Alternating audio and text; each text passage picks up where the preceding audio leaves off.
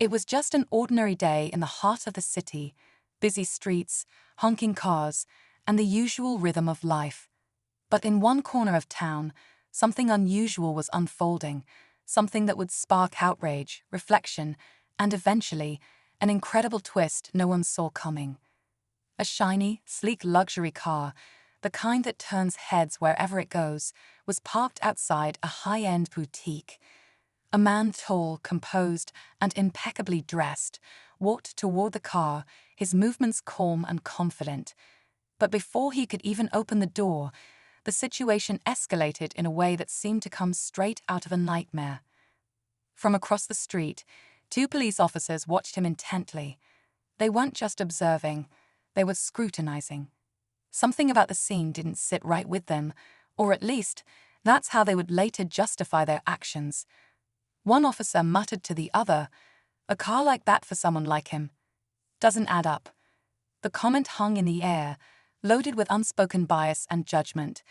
Within moments, their suspicion turned into action. The man barely had a chance to react before he was surrounded. Flashing lights, the sharp bark of commands, and the unmistakable feeling of being under a spotlight, it all happened so fast. The officers demanded to see identification, questioning him with an intensity that didn't match the situation. Their voices were sharp, accusatory, and full of assumptions. The man, calm but clearly unsettled, tried to explain. "This is my car," he said firmly, his voice steady despite the chaos around him. But his words seemed to fall on deaf ears. Instead of listening, the officers acted. They grabbed his arms, handcuffed him, and pressed him against the car. People began to gather, some pulling out their phones to record, others whispering amongst themselves. The crowd was divided. Some seemed to share the officer's suspicion, while others were visibly disturbed by the scene unfolding before them. "He doesn't look like a car thief," one bystander muttered, shaking their head. "This doesn't feel right."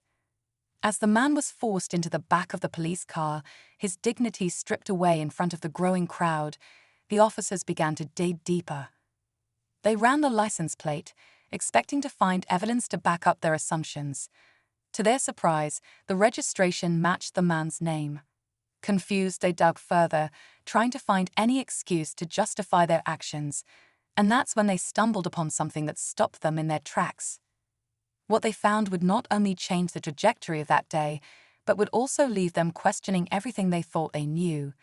But for now, the man sat silently in the back of the car, his face unreadable. Was he angry, hurt, or was he simply waiting for the moment when the truth would come to light? Little did the officers know, this wasn't just a case of mistaken identity. The man they had arrested wasn't just the owner of the car, he was someone far more significant than they could have imagined. The truth was about to come out, and when it did, it would leave everyone speechless. But for now, all anyone could see was the image of a man wrongly accused, his character questioned, and his dignity attacked, all because of assumptions rooted in prejudice. What would happen next would shock not just the officers, but the world. Stay tuned, because this is a story you won't want to miss.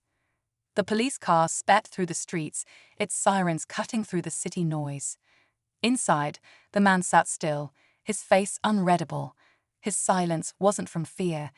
It felt calculated, almost like he knew something the officers didn't. He stared out the window, the city blurring past, his reflection staring back at him as if asking, "How did we get here?" The officers exchanged quick, hushed words in the front seat, their tension evident. They had been so certain just moments ago, but now doubt crept in, unsettling their confidence. "Run his name again." The driver barked to his partner, gripping the steering wheel tightly. "There's got to be something." The other officer fiddled with the onboard computer, his fingers moving nervously over the keys. Each second that passed without an answer seemed to tighten the air in the car.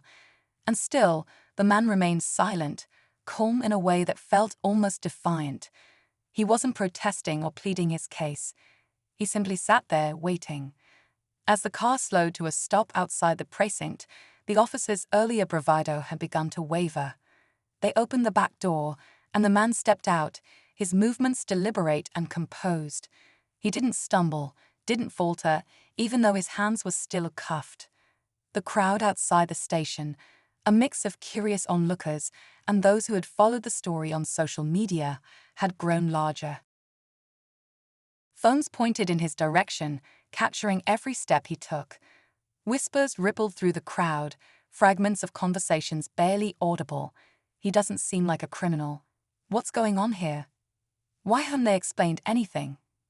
Inside the precinct, the mood was no different. Other officers paused in their tracks as the man was escorted through the building. Some recognized him, their eyes widening in surprise, while others exchanged puzzled looks, silently asking, "Why is he here?"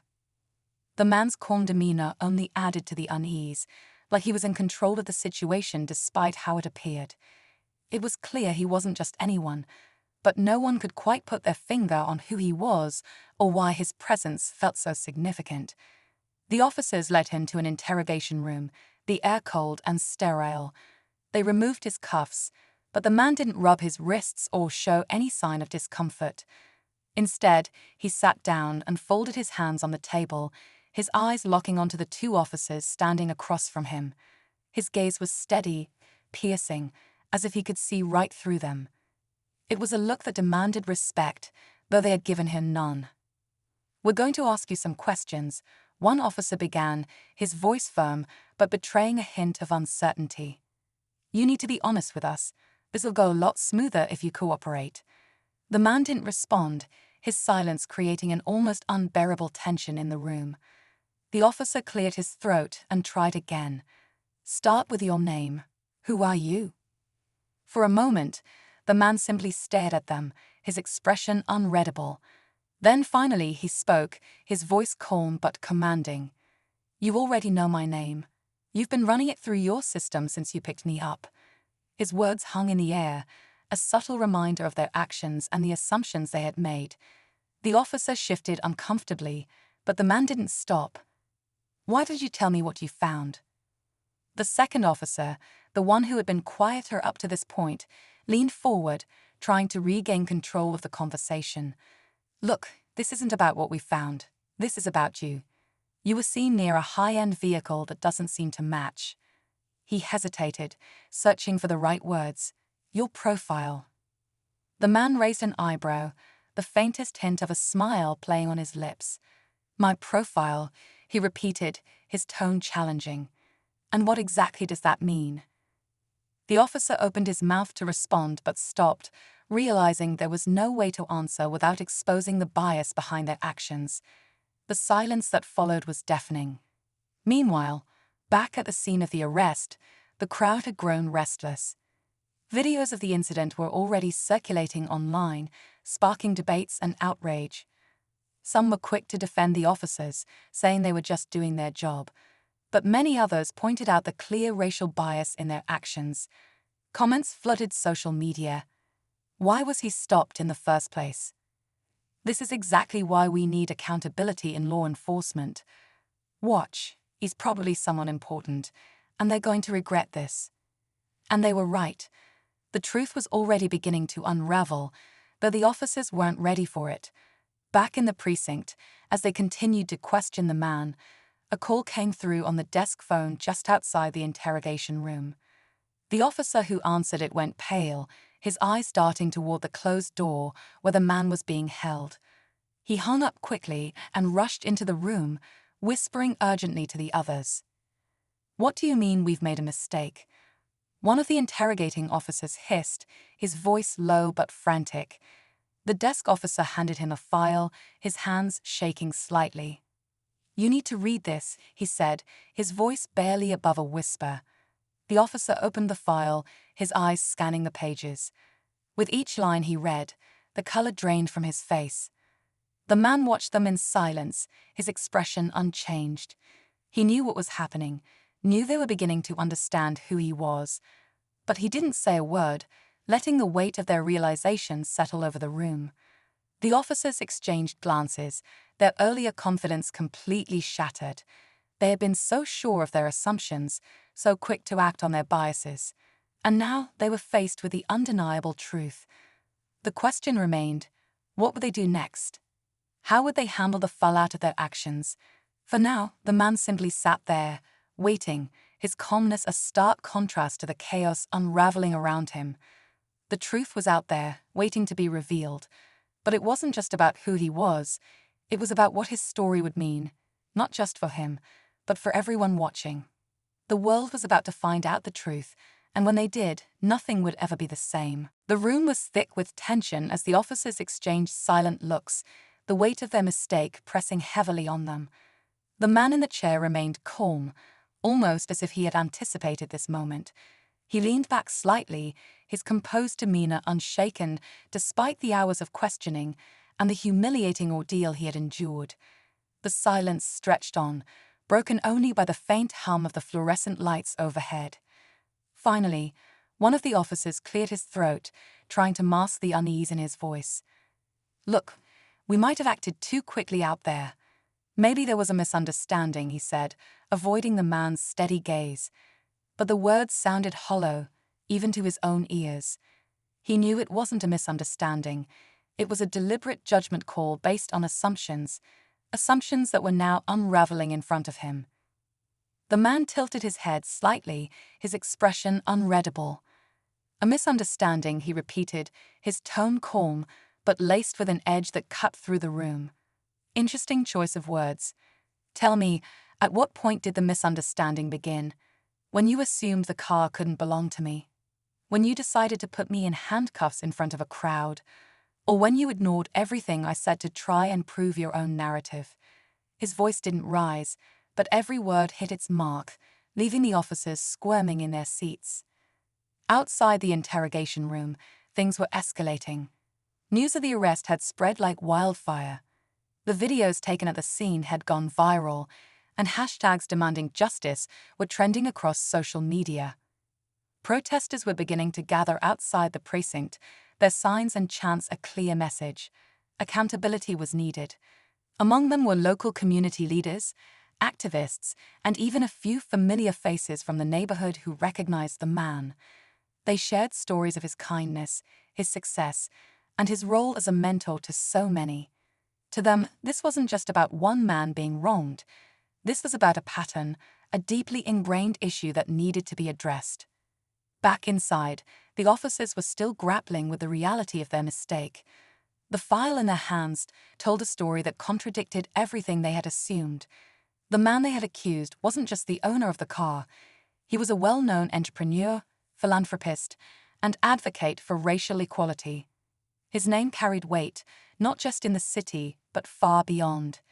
He had built his success through hard work, breaking barriers and inspiring others along the way. The car wasn't a stolen luxury. It was a symbol of his achievements, something he had earned through years of dedication. But that wasn't all. As the officers dug deeper, they uncovered something even more personal. The man had a history with law enforcement, though not in the way they had expected. Years ago, he had been a victim of racial profiling, an experience that had shaped his determination to fight for change. He had spoken out against injustices, using his platform to amplify the voices of others who had been silenced. And now here he was, once again facing the very thing he had worked so hard to combat. The officers were beginning to understand the gravity of their actions, but they weren't the only ones reflecting. The man in the chair wasn't just thinking about what had happened to him, he was thinking about what this meant for others. How many more people had been subjected to the same treatment without the privilege of cameras or a public platform to hold their accusers accountable? How many had been silenced, their stories erased before they could be told? Meanwhile, in another part of the city, the man's team was working tirelessly to piece together the events leading up to his arrest. His assistant, a sharp and determined woman who had been with him for years, was coordinating with lawyers, PR experts, and community leaders. She knew this wasn't just about clearing his name. It was about turning this moment into a catalyst for change. "This isn't just his fight," she told the team. "This is about all of us. We need to make sure the world sees what's really happening here." Back at the precinct, the man finally broke the silence. "So, what's your next move?" he asked, his voice steady. The officers hesitated, unsure how to respond. They knew they were in uncharted territory. Admitting their mistake would be the first step, but it wouldn't be enough. The damage had already been done, and the public was watching. Every decision they made from this point on would be scrutinized, dissected, and judged. One of the officers shifted uncomfortably in his seat.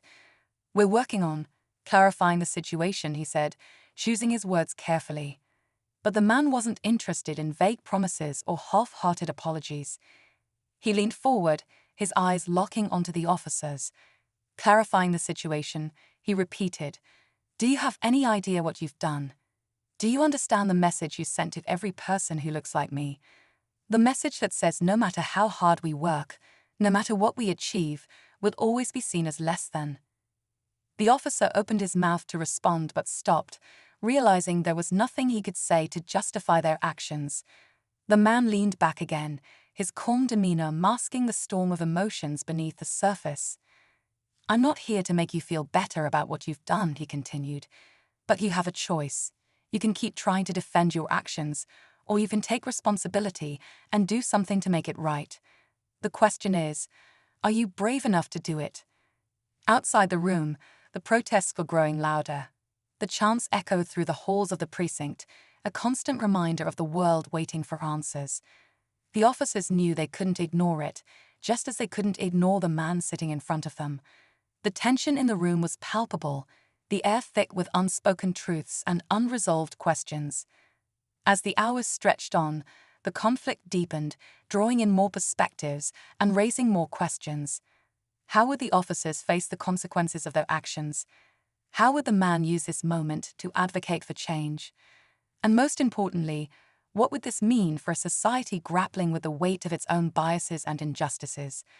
The answers weren't clear, but one thing was certain: this story was far from over. The truth was still unfolding, and its impact would be felt far beyond the walls of the precinct. The weight of the moment pressed down on everyone in the precinct as the man sat silently, his calm exterior a sharp contrast to the turmoil unfolding around him.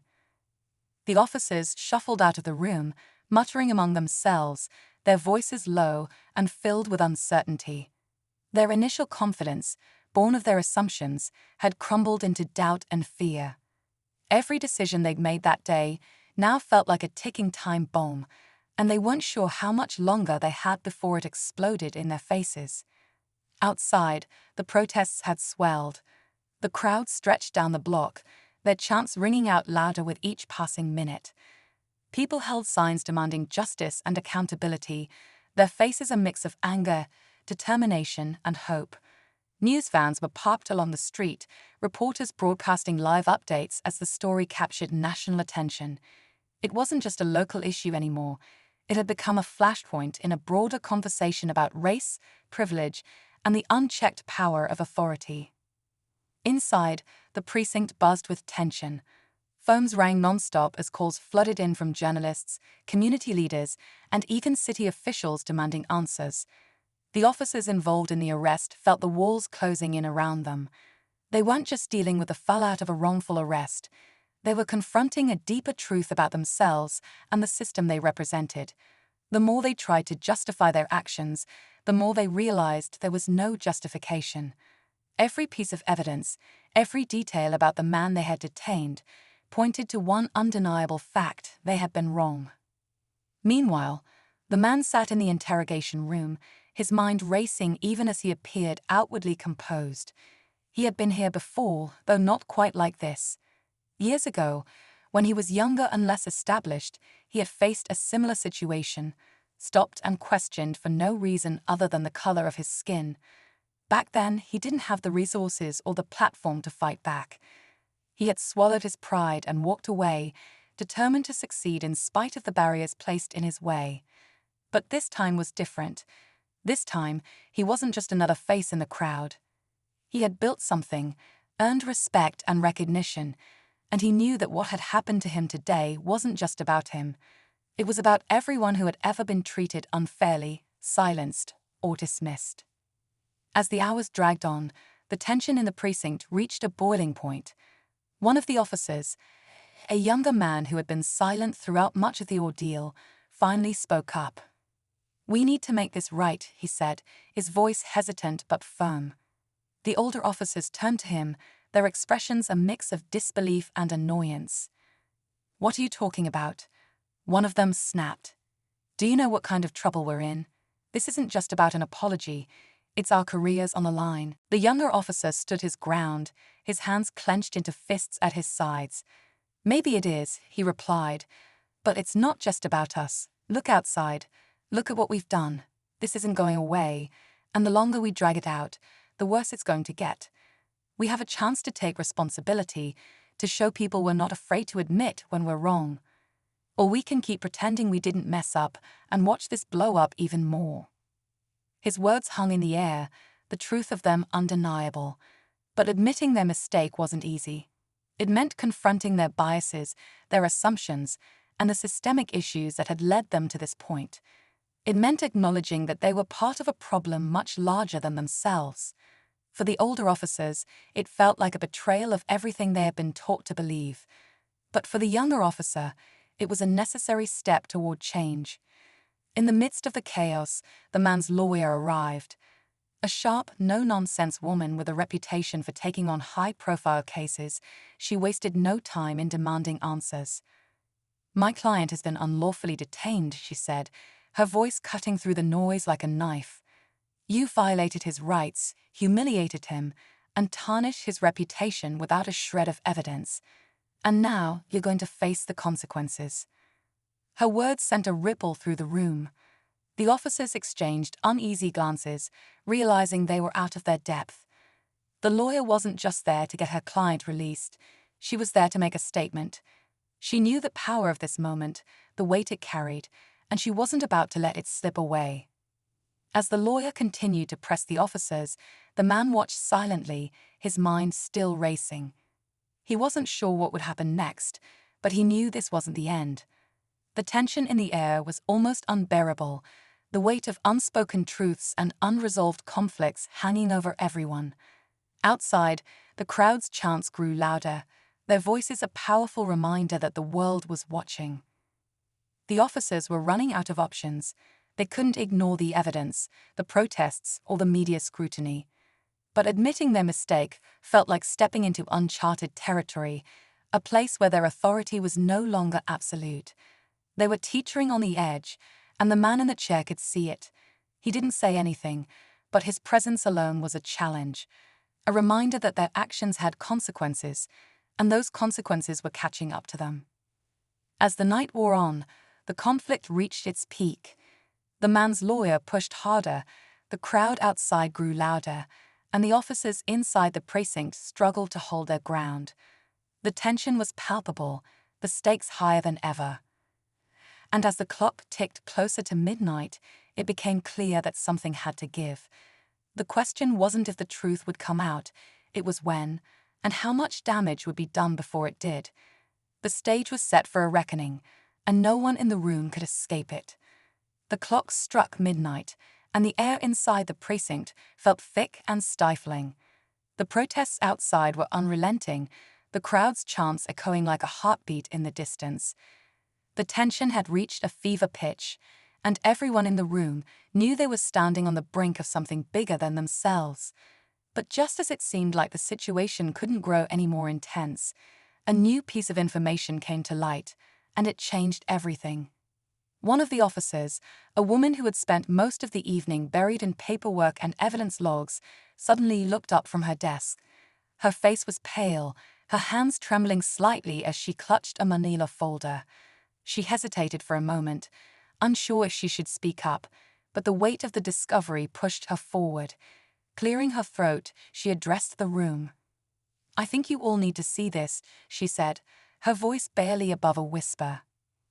The other officers turned toward her, their expressions a mix of irritation and curiosity. She stepped forward, placing the folder on the table in the center of the room. The lawyer, who had been standing near the interrogation room door, crossed her arms and raised an eyebrow. "What is it?" she asked sharply, her tone both skeptical and demanding. The woman opened the folder, revealing a series of documents and photographs. I ran a deeper background check, she explained, her voice steady despite the weight of her words. Not just on the car, but on him. There's more to this story than we thought. The room fell silent as the officers and the lawyer leaned in to examine the contents. At first glance, it looked like a standard set of records: property deeds, financial statements, and official documents. But as they flipped through the pages, the significance of the information began to sink in. The officers exchanged uneasy glances, their earlier confidence evaporating entirely. One of them, the younger officer who had spoken up earlier, finally broke the silence. "Who is he?" he asked, his voice trembling with a mix of curiosity and dread. The woman hesitated, her gaze flicking toward the door of the interrogation room, as if she could see the man sitting inside. "He's connected," she said finally. "Not just in a financial sense, but politically, socially. He has ties to people in high places, people who won't take kindly to what's happened here tonight." The revelation hit the room like a thunderclap. Suddenly, the stakes were higher than anyone had anticipated. This wasn't just a case of racial profiling or a wrongful arrest. It was a potential scandal that could ripple far beyond the walls of the precinct, affecting careers, reputations, and lives. The officers had made a critical mistake, and now they were standing on the edge of a precipice, unsure if they could pull back in time. Meanwhile, in the interrogation room, the man sat quietly, his hands resting on the table in front of him. He had sensed a shift in the atmosphere, though he wasn't sure what had caused it. The voices outside the room had grown quieter, more subdued, and the energy in the air felt charged with something new. He leaned back in his chair, his sharp mind piecing together what little information he had. Whatever was happening, it was big, and it was only a matter of time before he found out exactly what it was. The lawyer, now visibly shaken, turned to the officers with a newfound intensity. "You don't understand what you've done," she said, her voice low but firm. "This isn't just about him. This is about everyone he represents, everything he's built, and the people who stand behind him. You've turned this into a firestorm, and if you don't handle it carefully, it's going to consume you." The officers, clearly rattled, began speaking over one another, their voices a chaotic mix of excuses and deflections. "We didn't know," one of them said, his face pale. "How are we supposed to know? He didn't say anything." "He didn't have to," the lawyer shot back, her tone icy. "It wasn't his job to prove himself to you. It was your job to treat him with the respect and dignity he deserved from the start, and you failed." The younger officer, who had been silent during the exchange, suddenly stepped forward. "So what do we do now?" he asked, his voice filled with urgency. "How do we fix this?" The lawyer hesitated, her eyes narrowing as she considered her next words. "You can't undo what's already been done," she said finally, "but you can start by taking responsibility. Admit your mistakes, release him, and hope that he's willing to accept your apology. Because if he's not..." She trailed off, leaving the rest of the sentence hanging in the air like a threat. Outside, the crowd's chants grew louder, their voices rising in unison as they demanded justice. The media had picked up on the growing tension, and live footage of the scene was being broadcast nationwide. The story had taken on a life of its own, and the eyes of the nation were now fixed on the small precinct, waiting to see what would happen next. Inside, the officers were scrambling, their carefully constructed world crumbling around them. The man in the interrogation room remained a steady presence, his calm demeanor a stark contrast to the chaos unfolding outside. He knew the truth was coming, and he was ready to face it. What he didn't know was how the officers would react, or what a second revelation in that manila folder would mean for everyone involved. As the tension reached its peak, a new figure arrived at the precinct, a woman with an air of authority and a look of determination in her eyes. She strode into the room without hesitation, her presence commanding immediate attention.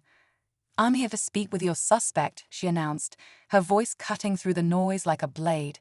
The officers exchanged nervous glances, unsure of who she was or what her arrival meant. But one thing was clear: the story wasn't over yet. If anything, it had just taken another unexpected turn, and the final act was drawing closer by the second. The room fell silent as the woman stepped forward, her presence commanding every eye in the precinct. Her sharp gaze swept over the officers, landing on the manila folder that lay open on the desk. Without a word, she picked it up, flipping through the documents with practiced precision. The tension in the room was palpable, the air thick with unspoken questions and mounting fear. "Where is he?" the woman asked, her voice calm but firm, the kind of tone that brooked no argument. One of the officers hesitated, glancing toward the interrogation room. "He's in there," he stammered. "But ma'am, I think you need to understand." "What I understand," she interrupted, cutting him off with a piercing look, "is that this situation has already gone too far. Open the door, now." The officer scrambled to comply, fumbling with his keys as he unlocked the door. The man inside looked up as the woman entered, his expression calm but unreadable. For a moment, the two simply stared at each other, the silence between them stretching out like a taut wire. Then the woman extended her hand. "I'm sorry for what's happened here tonight," she said, her voice steady but laced with genuine regret. "My name is Angela Monroe. I'm with the Attorney General's office, and I'm here to make things right." The man regarded her for a long moment before finally nodding and shaking her hand. "Dr. Carter," he said simply, his tone giving nothing away. Angela turned to the officers who had gathered in the doorway, her expression hardening. "You've made a grave mistake tonight," she said, her words cutting through the room like a blade. "Not just in how you treated Dr. Carter, but in failing to recognize the gravity of your actions. This man is not only a respected member of his community, but a key figure in ongoing federal investigations into corruption at the highest levels.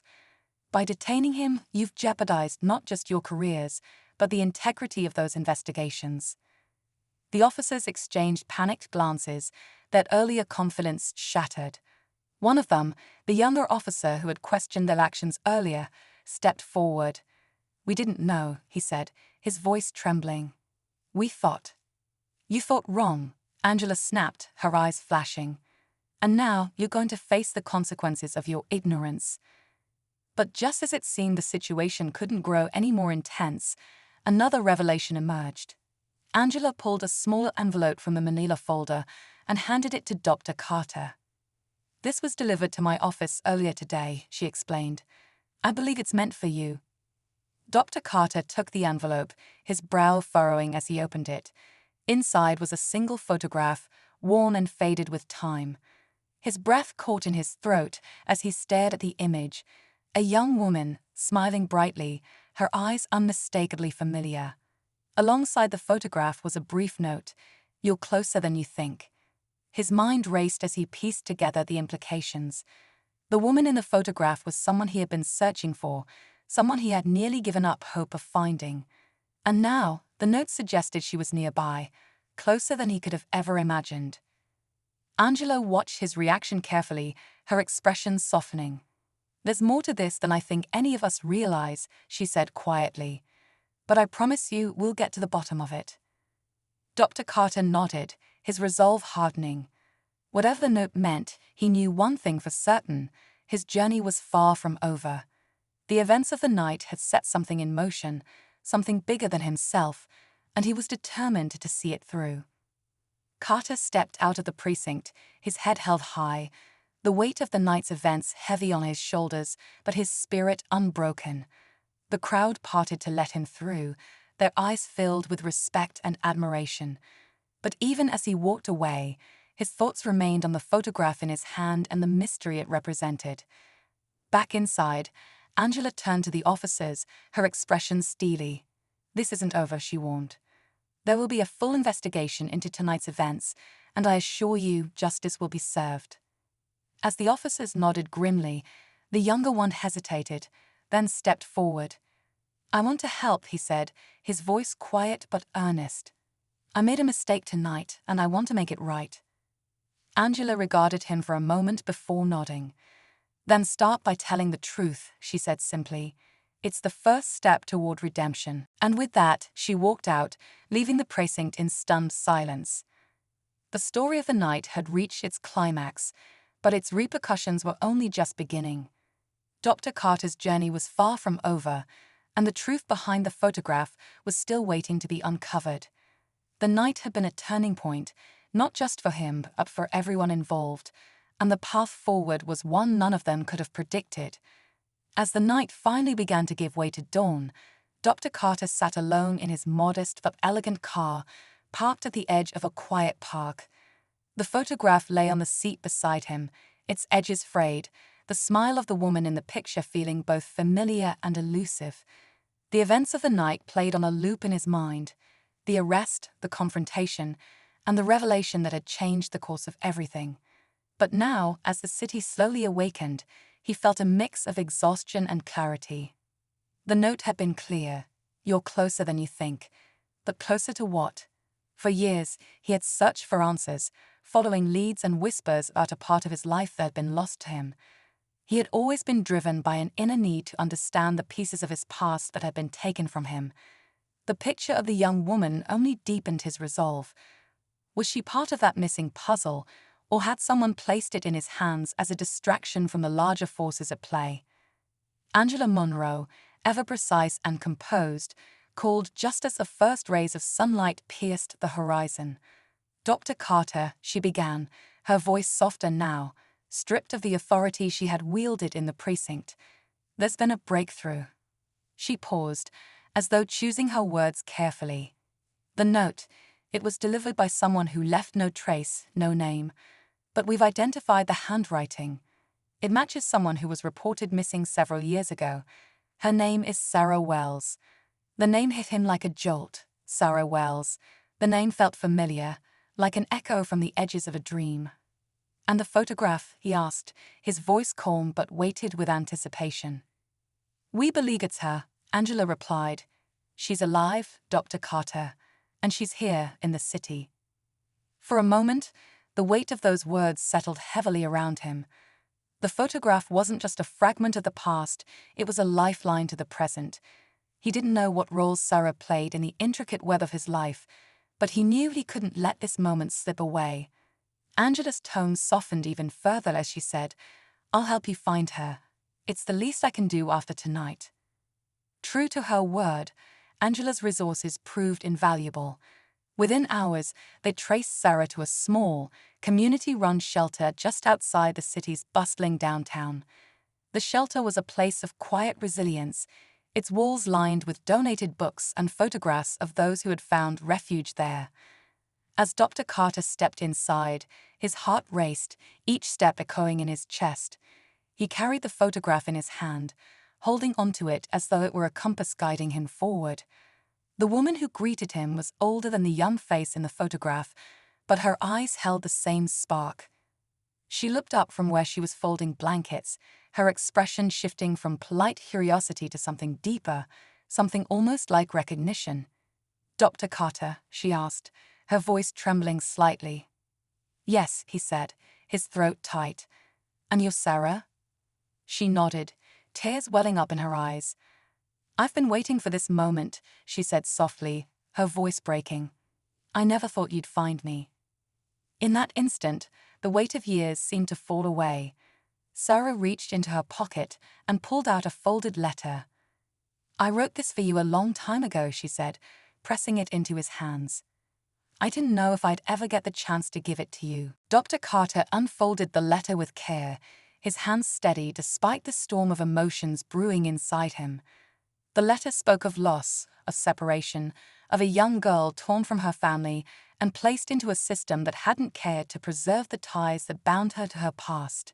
It spoke of love, of hope, of a father she had never stopped searching for, even when the world told her to give up.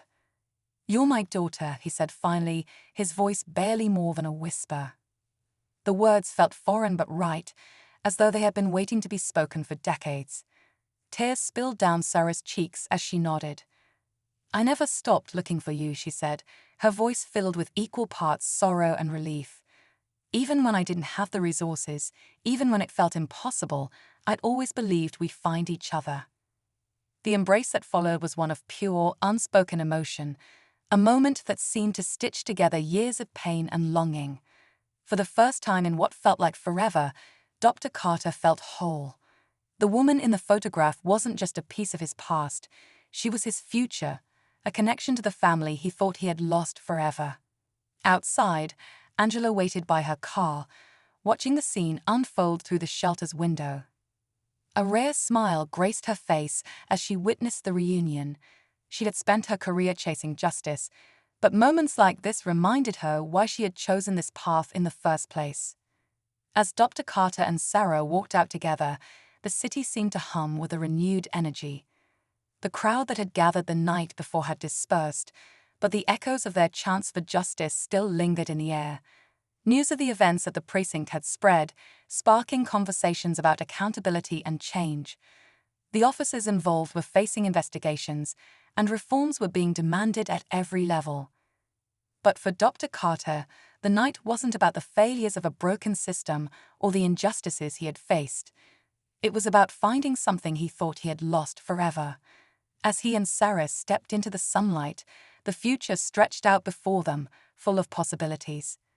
"I'm not letting go this time," he said to Sarah, his voice steady and resolute.